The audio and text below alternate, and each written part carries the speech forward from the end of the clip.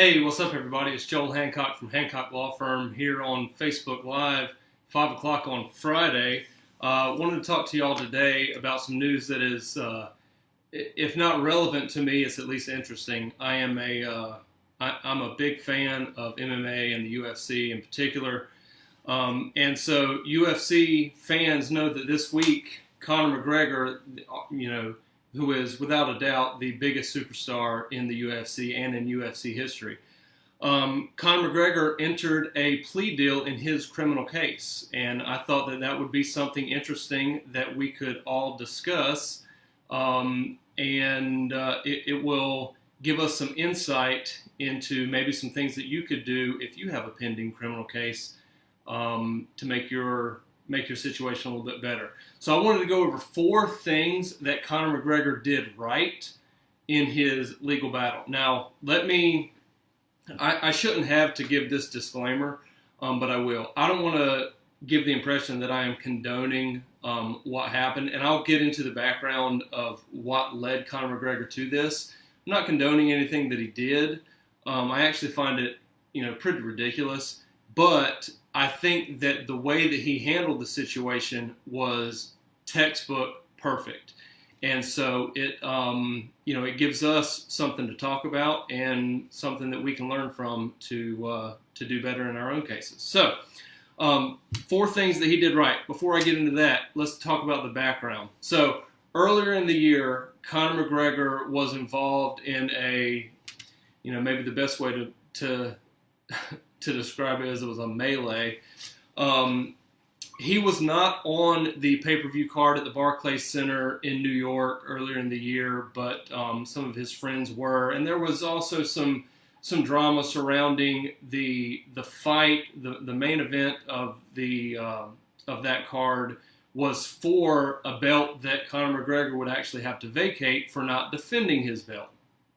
So anyway, tensions were high. There was some friendship drama going on. Long story short, Conor McGregor shows up with his buddies. They storm the Barclays Center. There's video of the entire event. He throws a trash can and a dolly at a bus with a bunch of UFC fighters. One in particular that he had some beef with. A few people were injured. Again, everything was caught on camera. It was a... there's not a nice way of saying it. It was a disgrace. The next day, I believe, a warrant was issued for him, and he later had a first appearance and was charged with with assault. I don't believe that he was charged with a felony, though I'm not sure about that. But at any rate, the legal battle kind of ended. It's not exactly over yet, but the criminal legal battle reached a significant milestone yesterday when he entered a plea in that charge or in that case. And it was a reduced charge of 1 count of disorderly conduct. And as a result of the plea deal, he was ordered to complete community service. I think it was 5 days community service. He had to pay restitution. Now, restitution is going to go to, likely the Barclays Center. It's likely going to go to the owner or the company that owned and managed the bus that was damaged. It's going to go to the victims of the attack, including some UFC fighters, and a number of other things. He's also going to have to complete an anger management class. Outside of the plea deal, there are some other legal battles going on in civil court, so not criminal, but civil court, and there's a restraining order against him from a couple of UFC fighters, 2 in particular, Ray Borg and Michael Chiesa, who were injured and actually had to be pulled from the fight card after their injuries. They were deemed unfit to fight, so they lost the money from that. They obviously had medical bills and other things. I'm sure that the restitution for the restitution ordered in the criminal case is going to include the medical bills and other things like that for those 2 fighters. But outside of the plea deal, there's also those restraining orders where he's not allowed to have contact with those fighters. So this is a typical. I'll say it's a fairly typical resolution to cases probably everywhere. I know in Carteret County in North Carolina, it's not unusual for a charge to be reduced or for you to plead to one charge when you're charged with several, and he was charged with several here. You may plead to one charge, you plead guilty, and then the judge might say, okay, well, before I pass judgment or before I convict you of this, I want you to jump through these hoops, and if you successfully jump through these hoops, then the case will be dismissed. All right? So that's what he did. It's a great outcome. It would be a great outcome here. It would be a great outcome, I'm sure, just about anywhere that, several serious high-profile charges get reduced to one. The judge lays out a path for you to earn a dismissal. I have no question that Conor McGregor is going to do what the judge ordered. And that's partly because I've seen everything that he's done up to now. I know that he's doing this the right way. He obviously has somebody near him. It is probably a combination of his own people and as well as his attorneys that have sat him down and say, look, this is what we need to do. This is how you need to behave in order to get the result that we want. So I'm confident in the people around him because I've seen what he's been able to do up to now, and it gives me confidence in his ability to be able to follow through in the future. So 4 things that he did right through this process. Number 1, and I harp on this just about every episode here. Number 1 is he hired an attorney. Now, you might be saying, well, of course, he's one of the wealthiest athletes in the world. He can afford an attorney, and he can afford an attorney, and he got the best attorney that he could afford. And that's something that you should do as well if you were in a situation charged with something serious, charged with something minor. Get the best attorney that you can afford. It's always going to work out to your benefit. Even Conor McGregor, a well-spoken, dynamic, interesting, popular person, superstar, one of the most popular people in the world, even he would not show up to court and argue on his own behalf. That should be humbling to regular folk like you and me. That if we were in that situation, to think that we could do better ourselves than an attorney, it's just naive. Don't do it. Conor McGregor hired an attorney. That's number 1, a good thing that he did. Number 2. Conor McGregor is Irish, and he lives in Ireland. However, he showed up to every court appearance, including this most recent court appearance. That shows, I think, was it last week or within the last couple of weeks, we talked about whether or not we need to go to court if you hire an attorney. Well, he hired an attorney.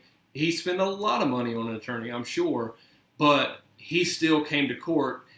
Even if, now, I'll be honest with you, if this was not a high-profile case, and I was representing a client who was from Ireland and who had to pay his way to come to court to face his charges, that would be the kind of scenario that I would say is, he would be more than justified in executing a waiver, allowing me to go to court on his behalf, and doing everything without him having to show up. All right?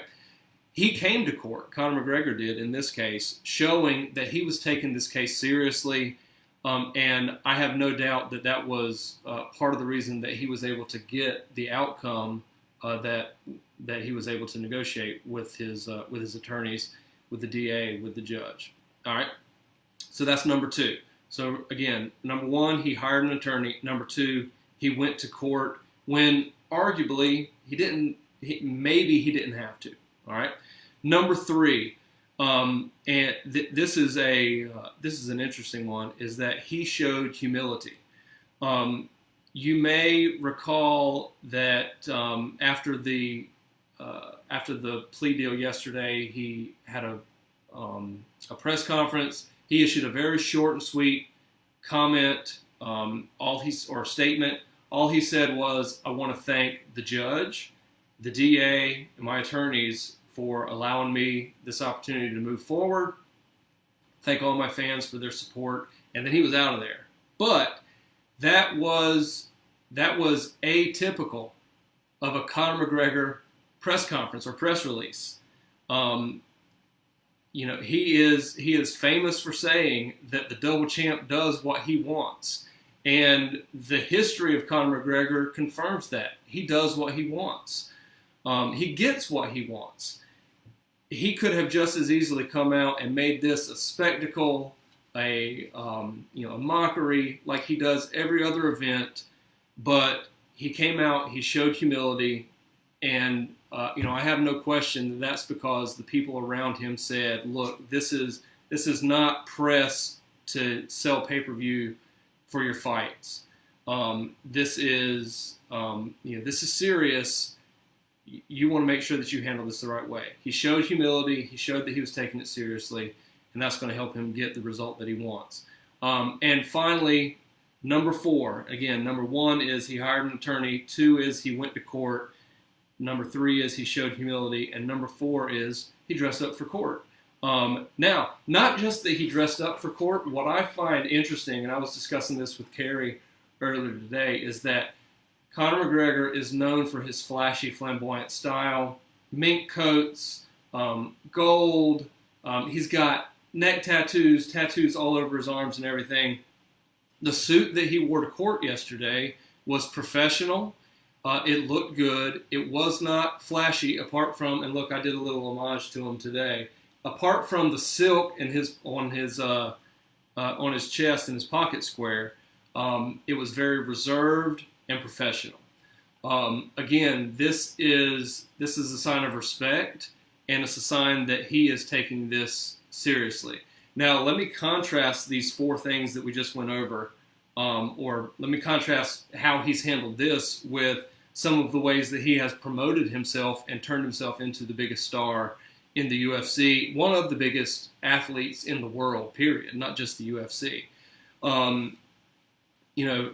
find it interesting that this is something that he deemed serious enough and important enough to show up for. Well, you may recall that there has been drama, there have been issues in the past with Conor McGregor, particularly with UFC 200, which was last summer, that he didn't want to show up to some of the press conferences beforehand, and he was actually pulled from the card. He was saying, "Look, no, my career is too important to have to show up to these things.